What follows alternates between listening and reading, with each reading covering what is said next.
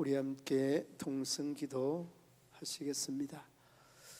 2024년 한 해의 첫 시작인 특별 새벽 기도를 은혜 안에 잘 참여하고 또 은혜 받을 수 있게 해달라고 본교회 출신 선교사님, 목사님, 전도사님, 목회사역과 가족을 위해서 성도들의 사업장을 지켜주시고 늘 주님의 음성에 귀 기울이게 하여 달라고, 한 영혼이 예수님 품에 안기도록 영혼 구원의 열정으로 전도하게 해달라고 우리 주님 세 번 부르짖고 기도하겠습니다. 주여, 주여, 주여. 살아계셔서 인간의 생사복을 주장하시는 우리 아버지 하나님, 은혜와 사랑을 감사합니다. 한 해의 첫 시작인 아버지 하나님, 2024년 우리 모든 믿음의 성도들이 특별 새벽 기도회를 잘 준비하게 하여 주시고 은혜 받게 하여 주셔서 하나님의 크고 놀라운 역사를 이룰 수 있도록 우리 하나님 도우시고 인도하여 주시기를 원합니다. 본교회 아버지 하나님 출신 선교사님과 목사님과 전도사님의 목회사역이와 아버지 하나님 그 모든 가족들을 우리 하나님 기억하여 주시고 하나님의 의와 하나님의 뜻을 아름답고 귀하게 이루어갈 수 있도록 우리 하나님 도우시고 인도하여 주시기를 원합니다. 아버지 하나님, 사람이 마음으로 자기의 길을 계획할지라도 그 걸음을 인도하는 자는 여호와시라고 말씀하셨는데 우리 하나님께서 친히 아버지 하나님 복되게 영광스럽게 인도하여 주시고 저희들의 아버지 하나님 생각 이상으로 하나님의 더 거룩하고 아름다운 뜻을 이루어가기에 부족함이 없도록 은혜 위 은혜를 더하여 주시옵소서. 아버지 하나님, 하나님께서 특별히 아버지 하나님 선교사님과 목사님과 전도사님들의 사역뿐만이 아니라 저희들의 가정과 가족을 우리 하나님 불꽃 같은 눈동자로 지켜주시기를 원합니다. 하여서 아버지 하나님의 크고 놀라운 역사와 뜻을 이룰 수 있도록 우리 하나님 도우시고 인도하여 주시옵소서. 아버지 하나님 성도들의 사업장을 지켜주시고 아버지 하나님 늘 주님의 음성에 귀 기울이는 우리 모든 믿음의 성도들 되게 하여 주옵소서. 아버지 하나님, 아버지 하나님께서 말씀하실지라도 저희들 아버지 하나님의 영적인 그리고 육적인 귀가 아버지 하나님 다치지 아니하여서 그 음성에 아버지 하나님 세미한 음성을 들을 수 있도록 우리 하나님께서 은혜의 은혜를 더하여 주시옵소서. 아버지 하나님 바라고 원하옵나이다. 한 영혼이 예수님 품에 안기도록 영혼 구원에 대한 열정을 더하여 주시고 아버지 하나님 그 열정에 걸맞는 우리의 삶이 또한 펼쳐질 수 있도록 우리 하나님도 오시고 인도하여 주시기를 원합니다. 아버지 하나님, 한 영혼을 천하보다 귀하게 여길 수 있는 아버지 하나님 열심도 열정도 더하여 주시고 사랑할 수 있는 마음을 우리 하나님 허락하여 주시옵소서. 아버지 하나님의 변함없는 은혜와 사랑이 우리 온 성도들 위해 함께하여 주시기를 우리 하나님 홀로 주장하시고 인도하여 주시옵소서.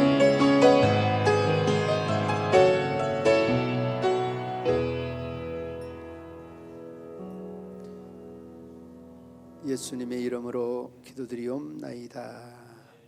아멘. 이 시간 우리에게 주신 하나님의 말씀 시편 132편 1절로 18절 말씀까지 교독으로 봉독합니다.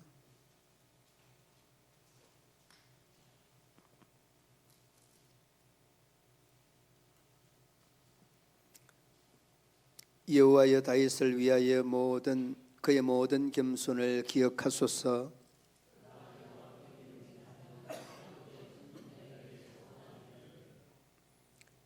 내가 내 장막집에 들어가지 아니하며 내 침상에 오르지 아니하고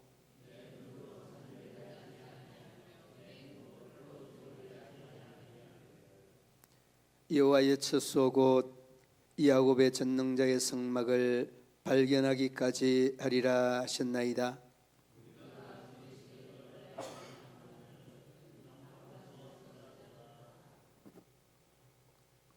우리가 그의 계신 곳으로 들어가서 그의 발등상 앞에서 엎드려 예배하리로다.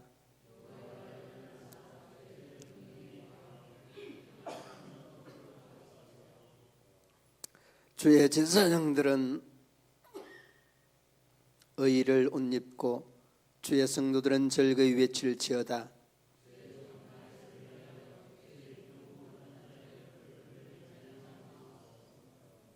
여호와께서 다윗에게 성실히 맹세하셨으니 변하지 아니하실지라. 이르시기를 내 몸의 소생을 내 왕위에 둘지라.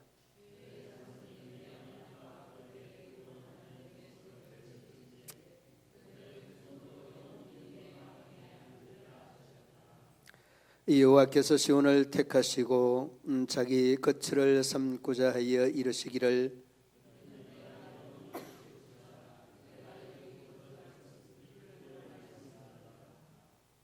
내가 이 성에 식료품에 풍족히 복을 주고 덕으로 그 빈민을 만족하게 하리로다.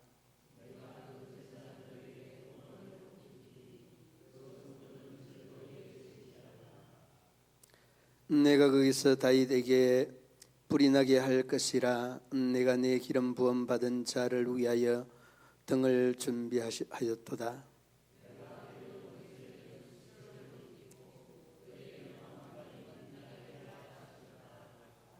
아멘.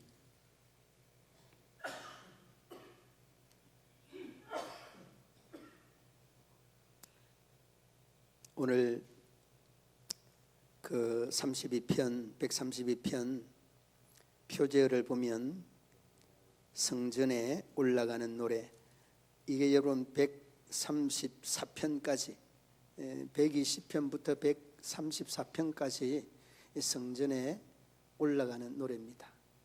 그런데 이 성전에 올라가는 노래를 누가 불렀는가 하면 순례자들이 절기가 되어서 하나님의 뜻을 쫓아 순례하던 순례자들은 절기가 되면 하나님의 전으로 향하고 하나님의 전으로 향하는 그들이 성전에 이를 때에 이 노래를 부르게 됩니다. 그런데 이 내용을 보면 다윗의 겸손함을 기억해 주십시오 이렇게 시작하잖아요. 그러니까 본인이 기록했을 수도 있는데 이 내용은 본인은 아니다는 것을 어렵지 않게 볼 수 있습니다. 자, 그러면 여러분 다윗 하면 기억나는 게 있을 겁니다. 왜 그에 대한 겸손을 기억하게 해달라고 했나, 이런 질문을 던져보면 다윗이 여러분 고초와 어려움을 많이 겪죠. 고초와 어려움을 겪는 것 중에 하나가 그가 기름 부음을 받고 난 다음부터 그 고초라는 것은 아주 상상 이상으로 가중되어집니다. 기름 부음을 받고 난 다음부터 그 고난이 시작이 되는데, 사울의 군대로 인하여서 이제 쫓기고 죽음의 사선을 넘나드는 이러한 상황이 계속되게 되어지는 거죠. 그런데 여러분 여기서 우리가 왜 다윗의 겸손을 기억하십시오라고 말하는지 아십니까? 그는 죽을 고비를 넘기지만은 단 한 번도 그 나를 죽이려고 하였던 다윗을 죄송합니다. 사울을 한 번도 원수가 풀려고 하지 않습니다. 오히려 그를 위하여서 어떻게 합니까? 기도합니다. 이게 여러분 다윗의 겸손함입니다. 사울에 대한 원수가 아닌 끊임없는 이 사울을 향한 기도, 그리고서 죽일 수 있는 기회가 한 번, 두 번이 아니었습니다. 그럼에도 그 사울에 대한 심판을 하나님께 맡기는 것. 여러분 이를 우리가 이 이야기만 듣고도 왜 이 다윗의 겸손함을 기억해 달라고 하는 이런 말씀을 일전에서 하고 있는지를 느껴볼 수가 있습니다. 자, 그리고 난 다음에 다윗의 겸손함을 기억해 주십시오라고 하고 그 뒤로 이어지는 내용 2절 보시기 바랍니다. 2절에 보면 여호와께 명세하며 야곱의 전능자에게 서원하기를. 뭘 맹세하고 뭘 서원을 했습니까? 3절에 있는 내용 그대로입니다. 맹세하고 그 서원하였던 것들이 내가 내 장막집에 들어가지 아니하며 내 침상에 오르지 아니하고 내 눈으로 잠들게 하지 아니하며 내 눈꺼풀로 졸게 하지 아니하시기를. 자, 여러분이 5절에서 이제 그 2절, 3절, 4절에 그 마무리의 내용이 나오죠. 5절 우리 함께 한번 읽어 보시겠습니다. 여호와의 처소 곧 야곱의 전능자의 성막을 발견하기까지 하리라 하였나이다. 아멘. 그러니까 여러분, 서원하고 맹세한 것은 바로 이 5절 말씀, 전능자의 성막을 발견하기까지 하리라. 이 발견이라고 하는 말은 성전을 건축하기 위하여서 그만큼 열정을 쏟았다, 그런 뜻입니다. 우리가 여러분이 한번 쭉 읽어보면은 말씀에 대한 이해가 조금 어려울 수 있는데, 이 내용을 계속 읽어보면 이 내용의 의미와 뜻이, 그가 서원하고 맹세한 것은 내가 생전에 하나님의 전을 짓겠다는 그 다윗의 이 소원과 소망이 고스란히 녹아 있는 것들이 이대로 2절과 3절, 4절에서 고백되고 고백된 내용들이 하나님의 전을 건축하는 거였다.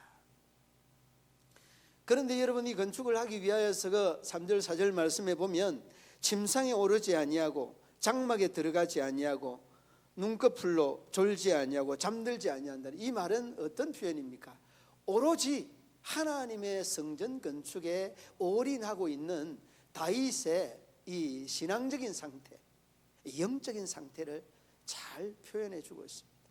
그러니까 여러분, 이 정도 되니까 하나님 앞에서 인정받는 다윗이 되고, 그리고 또 믿음의 후손들로부터 인정받는 믿음의 사람으로 자리매김하게 되는 거죠. 그런데 여러분, 그 뒤에 6절 말씀이 조금 어려울 수도 있고 설명이 좀 필요합니다. 6절 말씀 한번 읽어봅니다. 우리가 그것이 에브라다에 있다함을 들었더니 나무밭에서 찾았도다. 그것이 뭘까요? 그것을 에브라다에 있다함을 들었는데, 이 그것이 뭘까요?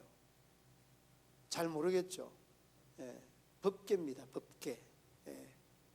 그리고 이 에브라다에서 있다함을 들었는데 나무밭에서 찾았다, 나무 밑에서 찾았다, 나무밭에서 찾았다 그러죠. 그런데 이 나무밭이라고 하는 이 어원이 우리가 흔히 말하는 나무를 심어 놓은 밭의 의미가 아닙니다. 그런데 여기서 의미하고 있는 것은, 나무밭이라고 하는 것은 이 그 법궤가 많은 시련과 방황과 어려움 이후에 법궤를 시온에 잘 고정하였다라고 하는 그런 표현이 이 나무 밑에서 찾았다라고 하는 그러한 말씀의 뜻이고 의미입니다. 그런데 여러분, 이 말씀을 바로 이렇게 설명하면 이 설명 또한 어려울 수 있습니다. 그러니까 여러의 이 그 견해나 학자들에 대한 주장이 많이 있는데, 이 나무 밑에서 찾았다는 것은 이 법궤가 그 에브라다에 있다함을 들었는데 나무 밭에서 찾았다는 것은 법궤가 많은 시련과 고통과 방황 속에 시온에 바로 안치됐다는 그런 의미를 바탕으로 이 말씀이 기록되었다는 것입니다. 여러분, 아무튼 뭐 기란 여아림에서부터 법궤에 대한 이런 일련의 과정이 우사가 죽는, 사람이 죽는 이런 현상들뿐만 아니라 이런 시련저런 어려움들이 많이 있고 난 다음에 시온에 잘 안치되었다는 그런 표현이 6절 말씀의 말의 의미와 뜻이기도 하다는 겁니다. 그리고 여러분, 뒤로 이어지는 내용 한번 7절 보시기 바랍니다. 7절에 보면 우리가 그의 계신 곳으로 들어가서 그의 발등상 앞에서 엎드려 예배하리로다. 여러분, 여기가 뭡니까? 어떤 곳입니까? 발등상이다라고 하는 것, 그리고 그의 계신 곳이라고 하는 것. 그러면 여러분, 어렴풋이 느낌이 오죠. 하나님이 계신 곳이 어디입니까? 하나님의 성전이고 성전 중에서도 지성소입니다. 지성소에 하나님이 임재합니다. 그러니까 여기서 말씀하고 있는 곳은 하나님의 전을 그만큼 사모하고 하나님의 법궤가 이 시온에 안치되고 하나님 앞에 예배하는 그 발등상 앞에 가서 하나님께 예배하는 그러한 간절한 마음들이 고스란히 녹아있다. 그러니까 여러분, 이것이 그 아들 솔로몬의 입장에서 아버지 다윗에 대한 조명을 이렇게 정확하게 하고 있지 않는가는 이런 입장들이 학자들의 주된 견해다는 거죠. 그러니까 여러분, 학자들의 견해뿐만이 아니라 이렇게 세세한 부분까지 다른 참모들이나 다른 백성들은 알 수 없다는 거죠. 아주 밀착되어 있는 사람들만 다윗의 이 신앙관을 이렇게 표현해 낼 수 있다는 거예요. 그러니까 여러분, 얼마나 여기까지 7절까지만 하면 그의 겸손함을 기억해 달라, 그의 서원과 그의 맹세를 기억하라고, 그가 잠들지 아니하고 침상에 들어가지 아니하는 그 일편단심의 마음은 하나님의 성전에 대한 그 갈급함이 있었다. 그리고서 이렇게 법궤가 시온에 안치되고 그 앞에서 예배하려고 하는 그 다윗의 마음을 7절 말씀까지 이렇게 한 줄거리로 정리하고 또 이해하고 해석해 볼 수 있게 되었습니다. 그리고 여러분, 뒤로 8절로 10절 말씀, 여러분 이 8절로 10절 말씀은 또 다른 의미가 함축되어 있는데 8절로부터 10절까지 쭉 함께 한번 읽어보시겠습니다. 여호와여 일어나사 주의 권능의 개와 함께 평안한 곳으로 들어가소서. 주의 제사장들은 의를 옷 입고 주의 성도들은 즐거이 외칠지어다. 주의 종 다윗을 위하여 주의 기름 부음 받은 자의 얼굴을 외면하지 마옵소서. 아멘.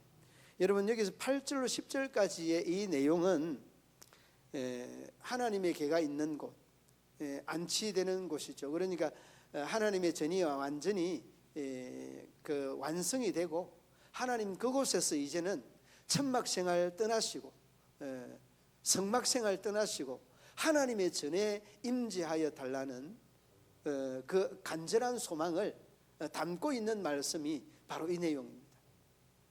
그러니까 여러분, 그러한 마음을 그 아들 솔로몬이 아버지의 마음을 얼마나 그렇게 깊게 헤아리고 생각하고 있는가라고 하는 것을 단적으로 우리에게 잘 묘사해주고 있는, 표현해주고 있는 그런 부분이죠. 평안한 곳으로 들어가소서.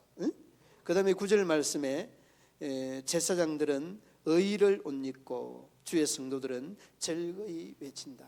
그러니까 여러분, 이제는 성전에서 성막이 아니라 텐트가 아니라 하나님의 참 번듯한 집에서 이러한 제사장과 성도들이 외치고 제사하는 아름다운 성호를 하나님께 돌릴 수 있다는 것을 말씀하고 있죠. 그리고 여러분 10절 말씀에 보면 다시 말씀하고 있죠. 주의 종 다윗을 위하여 주의 기름 부음 받은 자의 얼굴을 외면하지 마옵소서.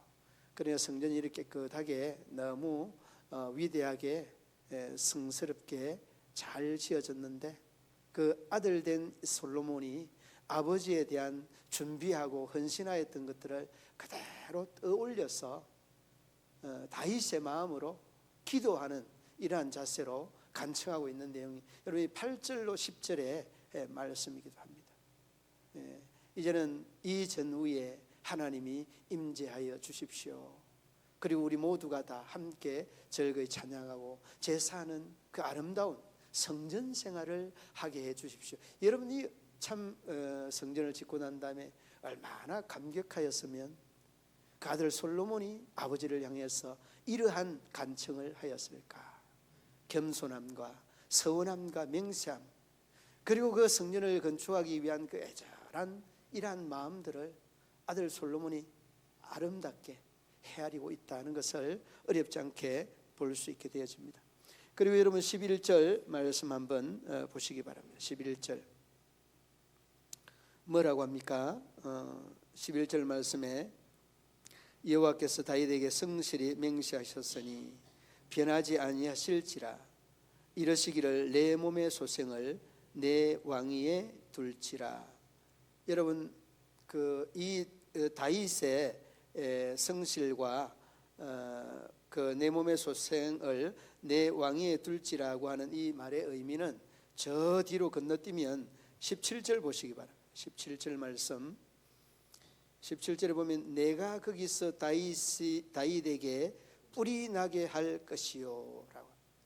여러분 그 다윗의 그 후손으로부터 뿌리 난다는 그런 의미는, 이 뿔은 상징적으로 왕을 상징하기도 하지만은 여기서 이야기하는 뿔은 메시아입니다.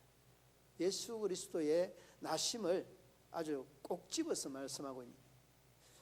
그러니까 여러분 우리가 이 메시아가 오시고 난 다음에 우리가 이제 태어나서 살아가고 있지 않습니까? 얼마나 복된 삶이 우리에게 펼쳐지고 있습니까?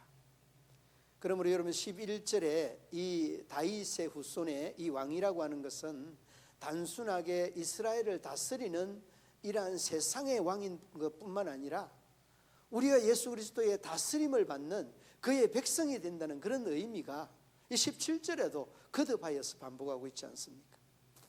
이 말씀을 우리가 쭉 읽어가면서 말씀에 대한 의미가, 솔로몬 아니면 그 다른 가족들이 이러한 표현을 했다 할지라도 너무 감동적인 표현들을, 그리고 하나님께서 다윗에게 한 이야기들을 그 자녀손들이 다 알고 설명을 하고 있다는 것을 어렵지 않게 볼 수 있습니다. 그리고 여러분 12절 보시기 바랍니다. 12절은 언약과 법도를 지키면 영원할 것이다, 그렇게 말하고 있죠. 함께 12절 읽어봅니다. 내 자손이 내 언약과 그들에게 교훈하는 내 증거를 지킬진대 그들의 후손도 영원히 내 왕위에 앉으리라 하셨도다. 뭐라고 합니까? 언약과 교훈, 그 증거를 지키면 그들의 후손도 뭐라고 합니까? 그들의 후손도 영원히 내 왕위에 앉으리라. 그래 여러분, 말씀의 의미가 여러분들의 심중 그 깊은 곳에 아로새겨질 수 있기를 바랍니다. 그리고 여러분 그 13절 보시기 바랍니다. 13절 함께 읽어봅니다.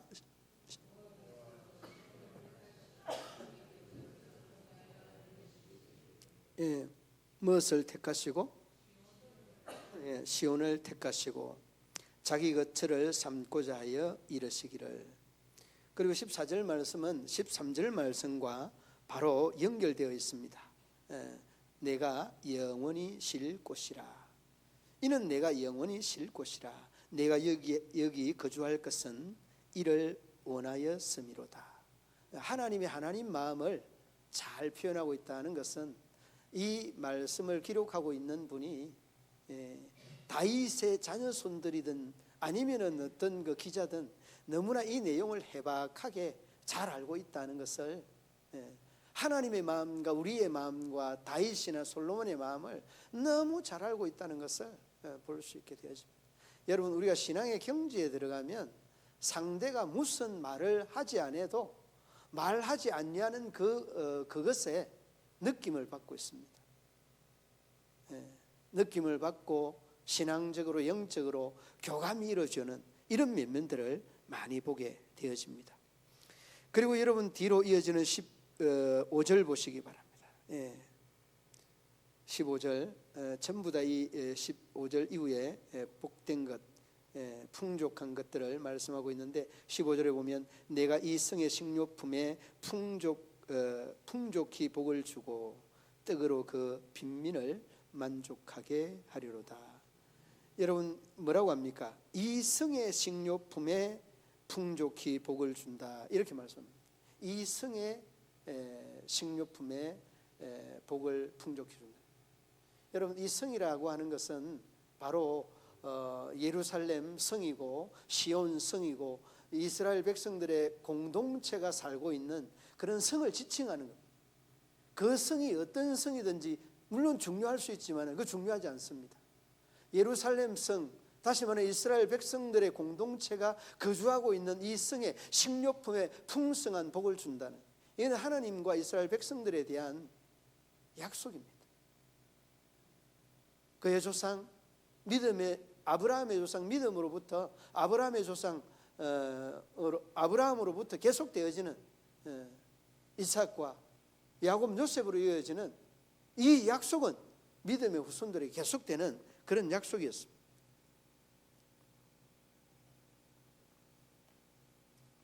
저도 여러분보다 별로 나을 것이 없지만은 내가 늘 참 존경하는 장로님이, 이분은 주장이 그래요.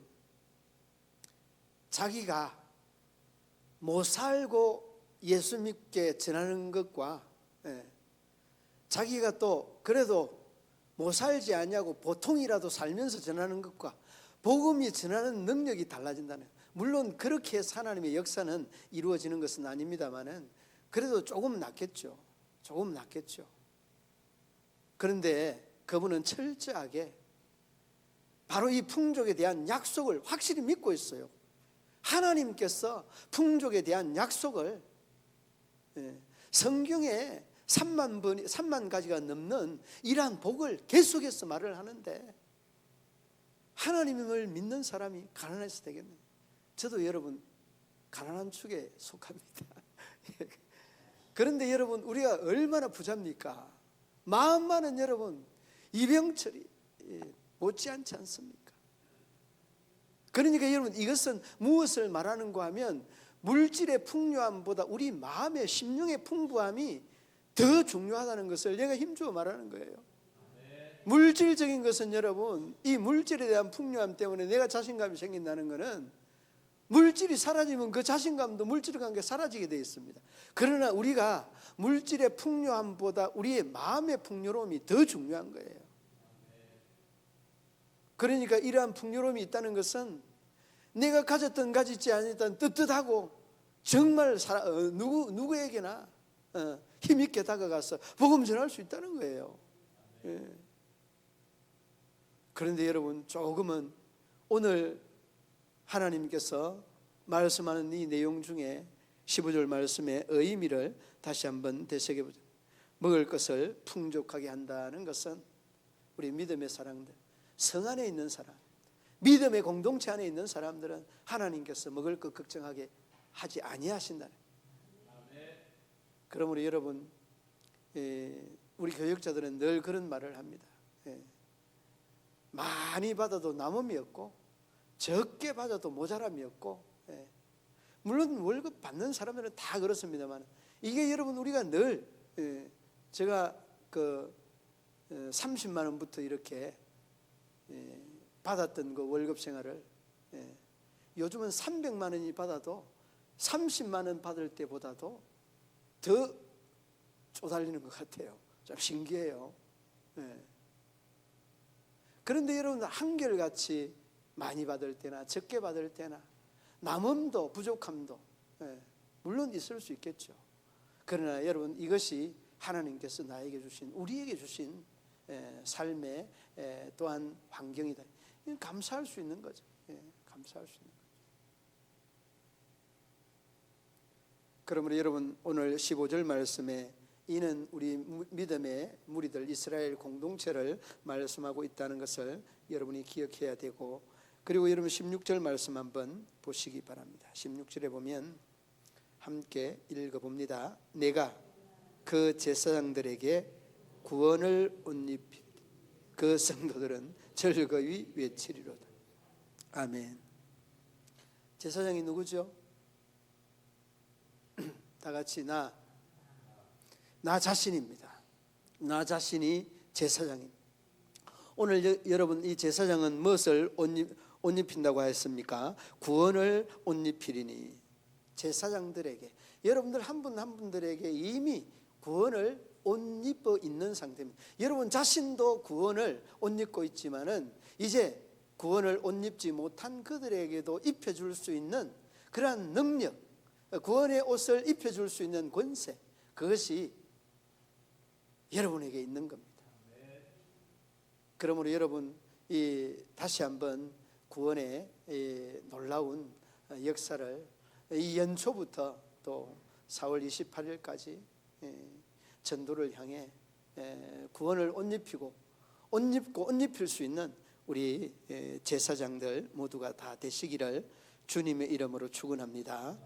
그리고 여러분 그 뒤로 17절, 18절 붙여서 이어지고 있는 말씀입니다. 17절, 18절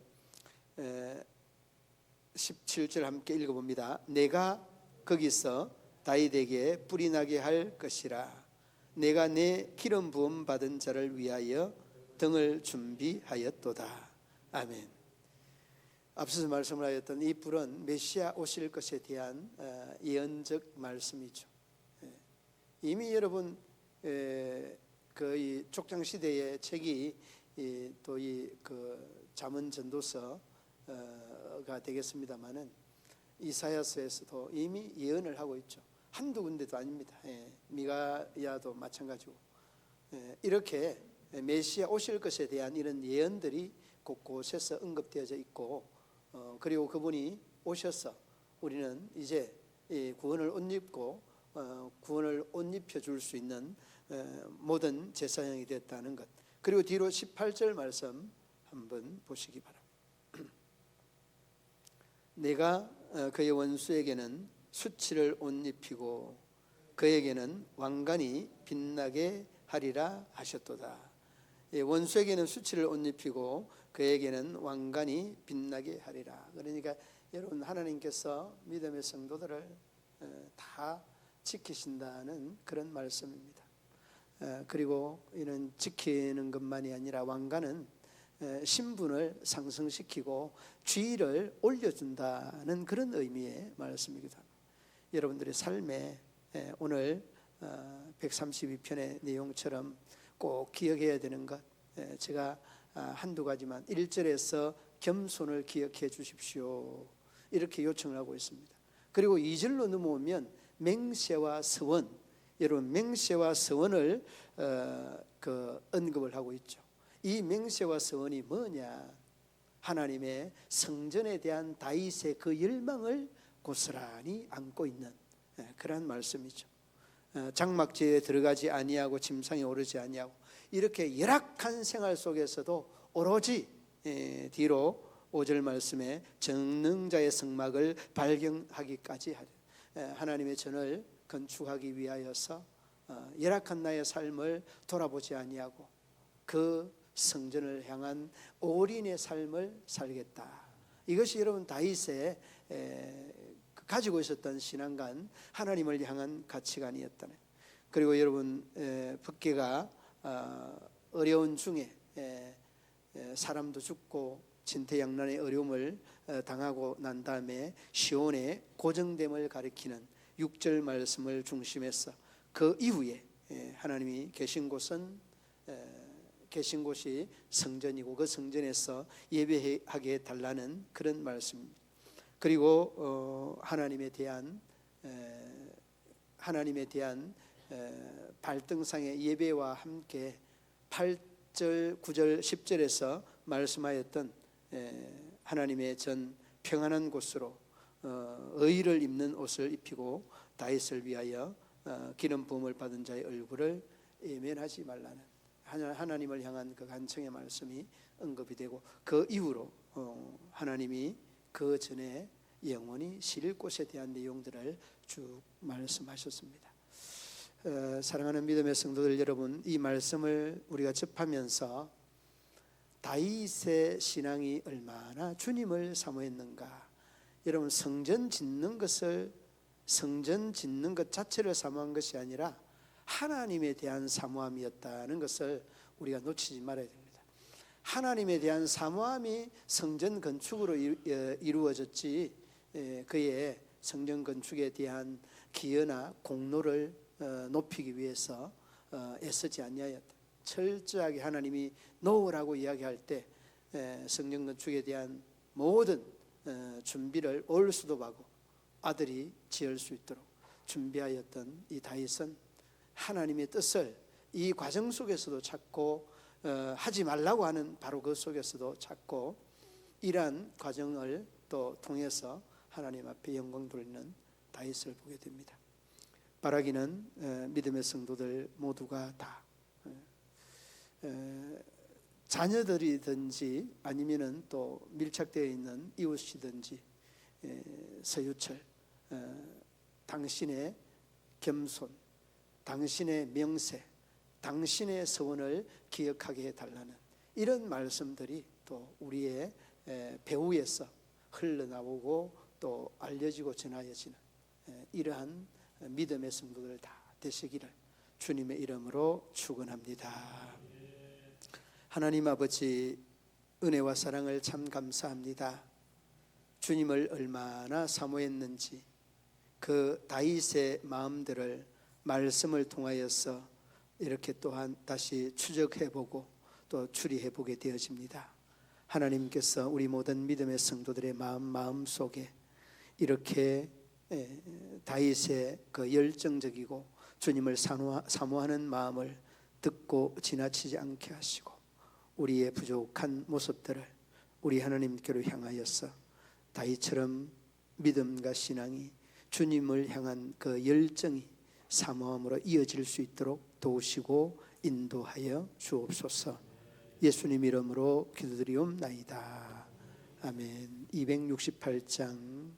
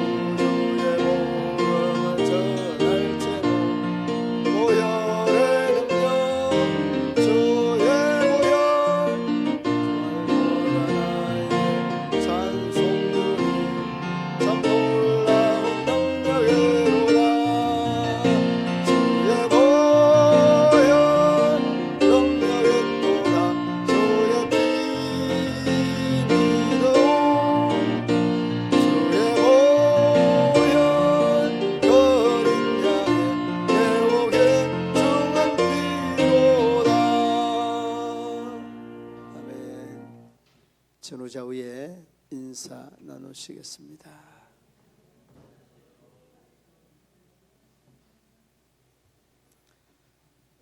새 신년 특세가 계속되고 있습니다. 토요일까지 힘들고 어려워도 여러분들 빠지지 마시고 꼭 참석해 주시기 바랍니다. 주기도문으로 예배를 마치겠습니다.